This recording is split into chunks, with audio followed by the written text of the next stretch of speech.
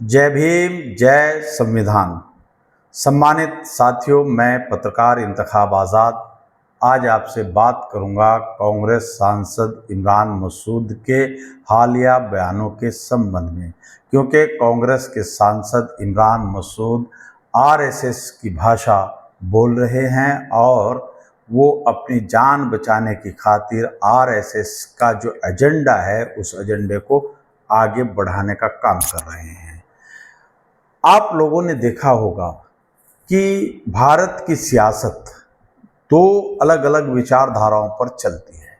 पहली विचारधारा आरएसएस की विचारधारा है, जो भारत में मनुस्मृति का राज चाहती है।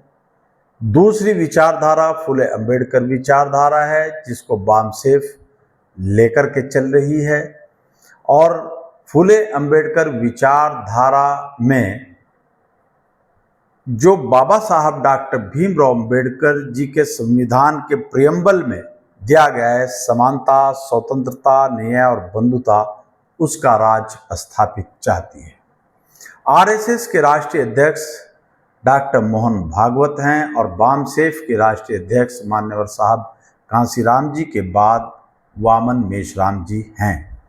वामन मेश्राम जी एक बात अपने संबोधन में कहते हैं कि अगर किसी सियासतदान ने कोई स्टेटमेंट दिया है, किसी पॉलिटिकल पार्टी के मुखिया ने या सरकार के किसी मंत्री आदि ने कोई बात समाज में कही है और वो समाज संविधान विरोधी है, यदि उस बात को तत्काल प्रभाव से काउंटर नहीं किया गया तो समाज का एक बहुत बड़ा वर्ग अज्ञानता के चलते उसकी बात को फॉलो करता है, उसका अनुसरण करता है, जो समाज, देश और इंसानियत के लिए बेहद खतरनाक साबित होती है।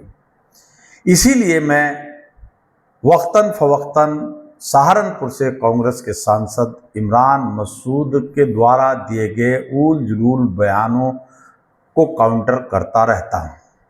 आज आप लोग देखते हैं कि देश के क्या हालात हैं, देश के अंदर किस तरह का अफरा तफरी का माहौल है और पाकिस्तान ने हमारे देश में नापाक हरकत करी, उसका जवाब भारतीय सेना बड़ी मजबूती के साथ दे रही है और भारत के तमाम नागरिक एकजुट होकर अपनी सेना और सरकार के साथ हैं। अब इसी सब के बीच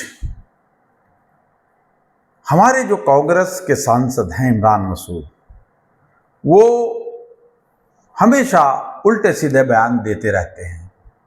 एक बयान 2014 में उन्होंने दिया था कि प्रधानमंत्री नरेंद्र मोदी की बोटी बोटी कर दूंगा। वो बात अलग है कि इमरान मसूद ने सैकड़ों बार टीवी चैनल्स के कैमरों पर इस संबंध में माफ़ी मांगी, मगर भारतीय जनता पार्टी उन्हें माफ़ करने को तैयार नहीं और कानून अपना काम कर रहा है। जल्द ही इसमें कोई फैसला भी शायद आने वाला है। अभी हैदराबाद के अंदर इमरान मसूद ने एक बयान दिया कि छोटी छोटी कश्तियों की सवारी छोड़कर जहाज में बैठो। यानी बैरिस्टर असदुद्दीन की जो AIMIM पार्टी है, उन्होंने मुसलमानों से आह्वान किया कि बैरिस्टर असदुद्दीन ओवैसी को घर बिठाकर आप कांग्रेस के जहाज में बैठ जाएं और कांग्रेस को मजबूती दें। पहले तो मैं सांसद इमरान मसूद से ये पूछना चाहता हूं कि क्या कांग्रेस को मजबूती देने का ठेका सिर्फ मुसलमान के कंधों पर है? जिस समाज का नेतृत्व कांग्रेस करती आई है या जिन लोगों ने कांग्रेस का गठन किया था, क्या उनकी जिम्मेदारी कांग्रेस को मजबूत करने की नहीं है? ये काम सिर्फ मुसलमान ही करेगा। और अगर हम कांग्रेस को मजबूत करें भी तो मुसलमानों को क्या मिलेगा? आप तो प्रभु श्री राम के वंशज हैं, ये सीना ठोक कर आप टीवी चैनल के कैमरों पर बैठकर कहते हैं, लेकिन आम जो मुसलमान हैं उसको कांग्रेस को मजबूत करके क्या मिलेगा? बड़े जहाज में बैठकर क्या मिलेगा? क्या आप जानते हैं कि बाबरी मस्जिद में मूर्तियां कांग्रेस के पंडित जवाहरलाल नेहरू ने रखवाई? कांग्रेस का 1986-87 में उस बाबरी मस्जिद का ताला आपके नेता राहुल गांधी के पिताजी राहुल गांधी जी ने खुलवाया। वो कांग्रेस के प्रधानमंत्री थे उस वक्त। और जब बाबरी मस्जिद पर 6 दिसंबर 1992 को बुलडोजर चला, उस वक्त भी बड़े जहाज यानी कांग्रेस के पीवी नरसिम्हा राव सत्ता में थे और उन्होंने भारतीय जनता पार्टी के साथ सांठ-गांठ करके बाबरी मस्जिद को ढा दिया। आपको इमरान मसूद साहब ये पता होना चाहिए कि भागलपुर के अंदर ईद की नमाज मुसलमान पढ़ रहे थे।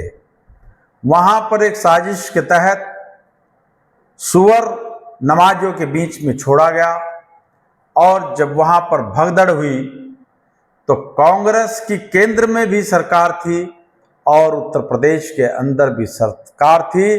तब मुरादाबाद की ईदगाह पर कांग्रेस के बड़े जहाज के हुकूमत के शासन प्रशासन ने अंधाधुंध गोलियां चलवाई, जिसमें 350 लोगों की मौत हो गई। क्या उस कांग्रेस को मुसलमान मजबूत करे जिसने निहत्थे नमाज पढ़ रहे मुसलमानों को गोलियों से ईदगाह के अंदर भून दिया? भागलपुर के अंदर मुसलमानों पर इसी तरह कांग्रेस की हुकूमत में जुल्म हुआ और मेरठ के हाशिमपुरा में माह रमजान था, तरावी मुसलमान मस्जिदों में पढ़ रहे थे। उस वक्त कांग्रेस के वीर बहादुर सिंह की सरकार थी, लोग सजदों के अंदर पड़े थे, तो आपकी कांग्रेस की हुकूमत ने उनके पिछवाड़े में बंदूक की बट लगाई और धड़ धड़ धड़ धड़ गोलियां चला करके निहत्थे मुसलमानों को मौत के घाट उतार दिया। जो बचे खुचे लोग थे उनको पकड़ करके मुरादनगर की नहर में डाल दिया। आज तक आपकी कांग्रेस की सरकार उन्हें इंसाफ नहीं दिला पाई। जब भारत आजाद हुआ तब भारत की ब्यूरोक्रेसी में 38% मुसलमान था और 57 साल तक कांग्रेस को जमीयत उलेमा हिंद, मुस्लिम नेताओं और आप जैसे जो लोग हैं उन लोगों ने कांग्रेस को समर्थन दिया और उसी कांग्रेस ने मुसलमानों को धीरे धीरे धीरे धीरे ला करके 1% पर लाकर खड़ा कर दिया। यानी जब भारत विभाजन हो गया, भारत विभाजन होने के बाद 38% मुसलमान गवर्नमेंट जॉब में था। आपकी इसी बड़ी जहाज कांग्रेस की हुकूमत ने उनको धीरे धीरे धीरे धीरे करके 1% पर ला करके खड़ा कर दिया।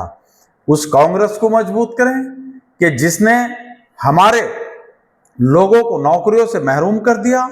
उस कांग्रेस को मजबूत करें जिस कांग्रेस ने बाबरी मस्जिद में मूर्तियां रखवाई। उस कांग्रेस को मजबूत करें जिसने बाबरी मस्जिद का ताला खुलवाया।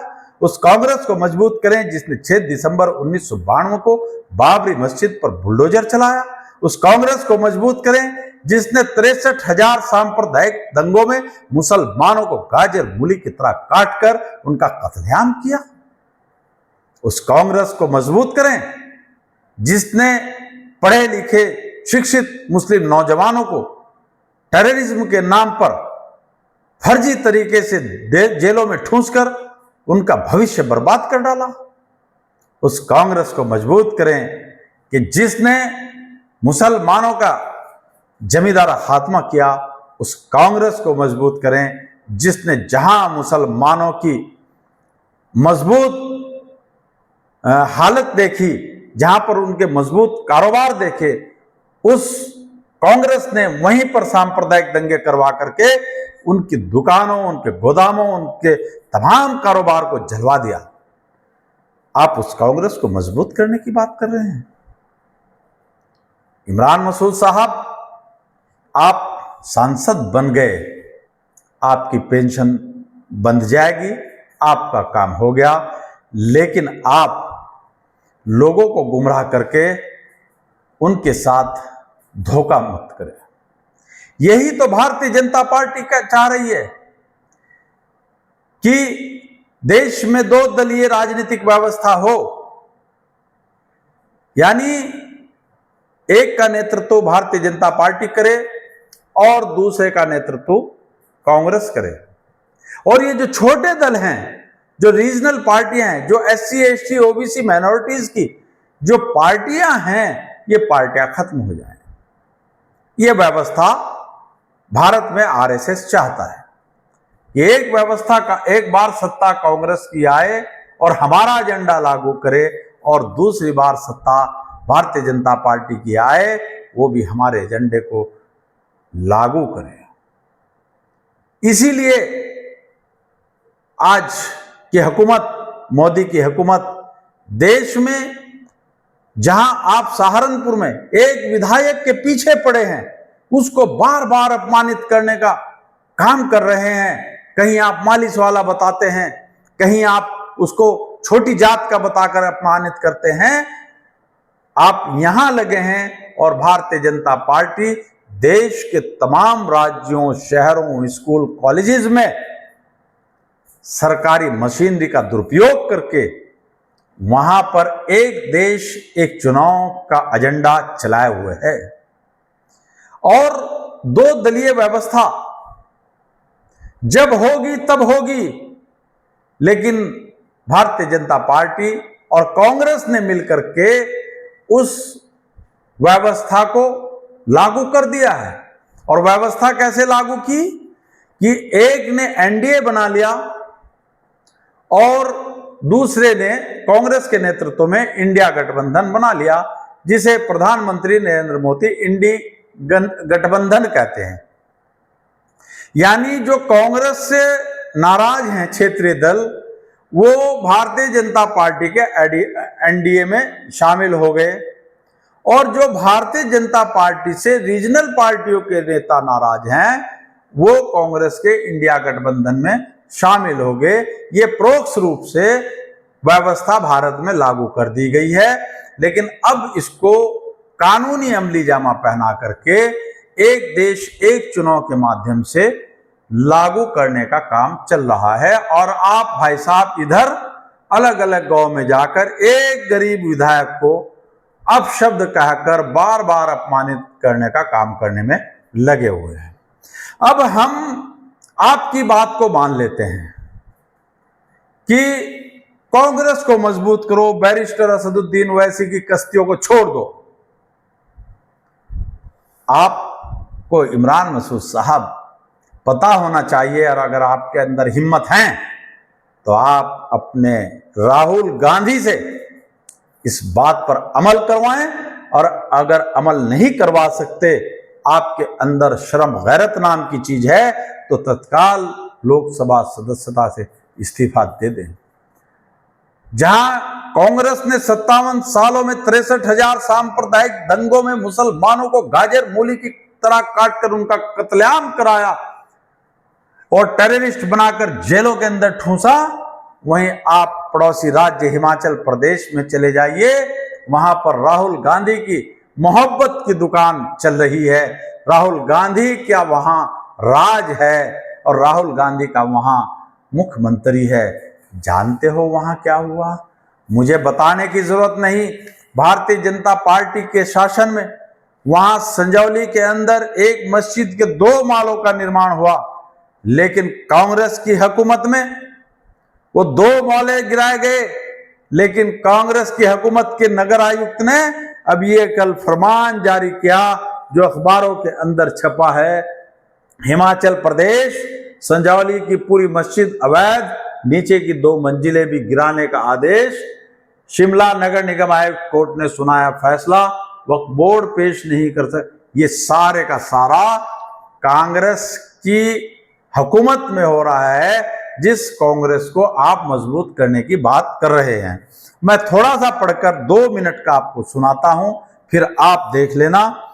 शिमला हिमाचल प्रदेश के शिमला में संजौली की मस्जिद की सभी 5 मंजिलों को नगर निगम आयुक्त कोर्ट ने अवैध करार दिया है। कोर्ट ने शनिवार को अंतिम फैसला सुनाते हुए मस्जिद की निचली 2 मंजिलों को भी अवैध घोषित कर दिया है। सुनवाई के दौरान वक्फ बोर्ड निचली 2 मंजिलों के निर्माण की मंजूरी, नक्शा और राजस्व रिकॉर्ड पेश नहीं कर पाया। कोर्ट के आदेश के बाद अब पूरी मस्जिद गिराई जाएगी। हिमाचल प्रदेश हाईकोर्ट ने 8 मई तक इस मामले की सुनवाई पूरी करने के आयुक्त कोर्ट को आदेश दिए थे। इससे पहले मस्जिद की ऊपरी 3 मंजिलें अवैध घोषित की गई थी। पिछले साल 5 अक्टूबर को इन्हें गिराने का आदेश जारी हुआ था। वक्फ बोर्ड का कहना है कि आयुक्त कोर्ट के फैसले की प्रति मिलने पर बोर्ड चीफ एग्जीक्यूटिव ऑफिसर जबर इकबाल के सामने रखा जाएगा। इसके बाद सक्षम कोर्ट में चुनौती दी जाएगी। बोर्ड ने दावा किया कि निचली 2 मंजिलें आजादी के दौर से भी पुरानी है। हालांकि पर्याप्त समय देने के बावजूद मस्जिद की निचली मंजिलों के निर्माण की मंजूरी, नक्शा और जमीन के मालिकाना हक का राजस्व रिकॉर्ड पेश नहीं कर पाया। कोर्ट ने इन्हें भी अवैध करार दिया है। कितने समय में ये मंजिलें तोड़ी जानी हैं, इस पर फैसले की कॉपी आने पर ही स्थिति स्पष्ट होगी। दरअसल स्थानीय लोगों और हिंदू संगठनों ने संजौली मस्जिद को गिराने का दबाव बनाने के लिए आंदोलन शुरू किया था। प्रदर्शनकारियों का दावा था कि मस्जिद अनाधिकृत है, लेकिन पिछले 15 वर्षों के दौरान नगर निगम की ओर से कोई कार्रवाई नहीं की गई है। कोर्ट ने पूछा, वक्फ बोर्ड, ये सारा मामला कांग्रेस की हिमाचल प्रदेश में सरकार है। भारतीय जनता पार्टी की हुकूमत के दौरान मस्जिद के 2 मालों का निर्माण हुआ, उनकी तामीर हुई और अब मोहब्बत की दुकान, जिस पार्टी से इमरान मसूद आप सांसद हैं, उस पार्टी की हिमाचल प्रदेश में सरकार है। और आपकी सरकार में पहले बाबरी मस्जिद में मूर्तियां रखवाई गई, फिर ताला खुलवाया गया, 6 दिसंबर 92 को मस्जिद तोड़ी गई और अब हिमाचल प्रदेश के अंदर मस्जिद गिराने का काम आपकी हुकूमत में शुरू हो गया है। भाई साहब, आप उस कांग्रेस को मजबूत करने की बात मुसलमानों से कर रहे हैं, आपको शर्म आनी चाहिए। तो मैं कह रहा था कि इमरान मसूद का ये बयान कि छोटी कश्ती छोड़कर बड़ी कश्ती में बैठें और कांग्रेस को मजबूत करें, ताकि फिर मुसलमानों की तबाही और बर्बादी का इतिहास लिखा जाए। लेकिन मैं पत्रकार इंतखाब आज़ाद मुसलमानों से एक बात कहूँगा कि हमेशा ये भाड़े के नेता आपको भारतीय जनता पार्टी और हिंदुओं से डराकर, आपके दिमाग में खौफ पैदा करके, आपका भावनात्मक इस्तेमाल करके आपकी पीठ में खंजर घोंपते हैं। अगर आप लोग इनके बहकावे में आ गए और आपने अकल से काम नहीं लिया तो आपका सत्यानाश होना तय है। ये लोग जो आपको बरगलाते हैं, हिंदुओं के प्रति आपके मन में डर पैदा करते हैं, और मैं बार बार ये कहता हूं कि देश में आपका सबसे बड़ा सुरक्षा कवच अगर कोई है तो भारत का हिंदू है। हाँ, ये मैं मानता हूं कि कुछ लोग जो मनुस्मृति के एजेंडे को भारत की शासन व्यवस्था में लागू करना चाहते हैं, कुछ लोग, मुट्ठी भर लोग, 2-3%, ज्यादा नहीं, 97-98% हिंदू भारत का अमन पसंद ईमानदार है, लेकिन 2-3% लोग जो मनुस्मृति का राज चाहते हैं, वो आपको आपके बीच में गलत तरीके से टॉर्चर करते हैं, टारगेट करते हैं, प्रताड़ित करते हैं। ऐसे लोगों से तो आपको सावधान रहना है। लेकिन मैं आपको ये बताना चाहता हूं कि जिस मुकाम पर भारतीय जनता पार्टी आज है, उस मुकाम से ऊपर कभी नहीं जाएगी। आज वो टॉप पर है। अब वो आज नहीं, कल, कल नहीं, परसों, परसों नहीं, तरसों, क्योंकि सदा नाम ईश्वर अल्लाह गॉड का है, किसी नेता, व्यक्ति, पार्टी का नहीं है। वो जाएगी। इस बीच आप संविधान के मुताबिक समानता, स्वतंत्रता, न्याय और बंधुता पर आधारित व्यवस्था जो पार्टी आपको दे, आप अपने वजूद को बनाते हुए उस पार्टी का साथ दें। कांग्रेस को आप देख चुके, वो आपको सम्मान, सुरक्षा और स्वाभिमान देने में नाकाम साबित हुई है। उसने सबसे ज़्यादा आपकी पीठ में खंजर घोंपा है। भारतीय जनता पार्टी, अगर मैं ये कहूँगा कि इतना नुकसान भारतीय जनता पार्टी ने मुसलमानों को नहीं दिया जितना कांग्रेस ने दिया है, तो आप सीधे सीधे कहेंगे कि ये पत्रकार इंतखाब आज़ाद तो दलाल है, भारतीय जनता पार्टी का दलाल है। लेकिन सच को स्वीकार करना भी मुसलमानों सीखो। हम ये नहीं कहते कि आप भारतीय जनता पार्टी का साथ दें और उसका समर्थन करें। हम ये कहते हैं कि जो पार्टी, जो नेता, जो दल संविधान विरोधी विचारधारा का पोषक हो, उसका आप सड़क से लेकर सदन तक ज़बरदस्त तरीके से विरोध करें, अहिंसात्मक तरीके से उसका विरोध करें। लेकिन साथ साथ जो हमारे ये भाई साहब इमरान मसूद जी कहते हुए घूम रहे हैं कि जी छोटी कश्तियों से उतरो, बड़े जहाज में बैठो, कांग्रेस में बैठो, और वो ये भी कहते हैं कि भारतीय जनता पार्टी को अगर कोई हरा सकता है तो कांग्रेस हरा सकती है। तो अगर कांग्रेस में इतनी ताकत है कि वो भारतीय जनता पार्टी को हरा दे, तो इमरान मसूद मुसलमानों की चौखट पर जाकर तुम कांग्रेस के दलाल बनकर मुसलमानों से वोट की भीख क्यों मांग रहे हो? ये भीख मांगना बंद करो। और जिन लोगों ने कांग्रेस का गठन किया था, जिन जाति समुदाय के लोगों ने कांग्रेस बनाई थी, उन्हीं लोगों का वोट मांगकर कांग्रेस को मजबूत करो और तब भारतीय जनता पार्टी को हराओ। हमने ठेका ले रखा है। हर बार जब भी आप आते हैं, कांग्रेस को मजबूत करो, कांग्रेस को मजबूत करो। अरे कांग्रेस का इतिहास पढ़ करके देखो। कांग्रेस का इतिहास मुसलमानों और अनुसूचित जाति के लोगों के खून से रंगा है। सारा इतिहास कांग्रेस का दागदार है।